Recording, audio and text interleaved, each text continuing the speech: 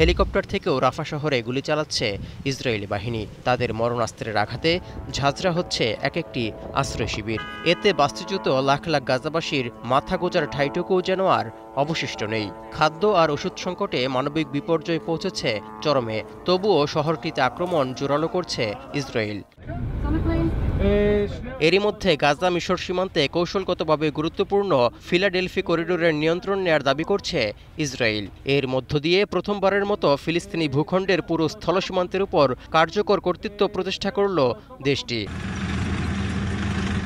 নিয়ন্ত্রণ নেয়া পুরো সীমান্তে ২০টি সুড়ঙ্গপথ খুঁজে পাওয়ার দাবি করছেন ইসরায়েলি সেনাবাহিনীর মুখপাত্র ড্যানিয়েল হাগারি। আর এটি অস্ত্র চোরাচালানের কাজে হামাস ব্যবহার করতে বলেও দাবি করা হয়। তবে এসব সুড়ঙ্গের কথা বলে ইসরায়েল রাফা শহরে তাদের চলমান অভিযানকে বৈধতা দেওয়ার চেষ্টা করছে বলেও মনে করা হচ্ছে।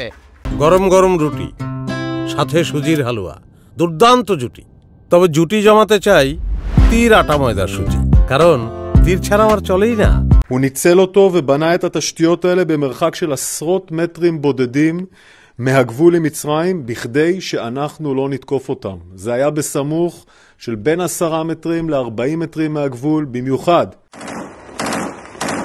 এদিকে হামাসকে নির্মূলের নামে চালানো আগ্রাসনে গাজা উপত্যকাকে মৃত্যুপুরীতে রূপ দিয়েছে ইসরায়েল, কিন্তু কোনোভাবেই হামাসকে পুরোপুরি পরাজিত করতে পারছে না।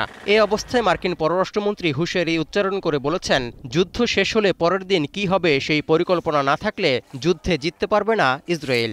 And I think this underscores the imperative of having a plan for the day after, because in the absence of a plan for the day after, there won't be a day after. And this is where we need to go, and we need to get as quickly as possible.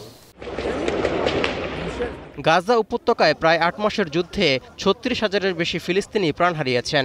ধ্বংসস্তূপের নগরীতে হামাসের বিরুদ্ধে চলমান এই যুদ্ধ আরও ৭ মাস চলবে বলে ভবিষ্যৎবাণীও করেছে ইসরায়েলের জাতীয় নিরাপত্তা উপদেষ্টা। তৌহিদুর রহমান, এখন বিশ্ব।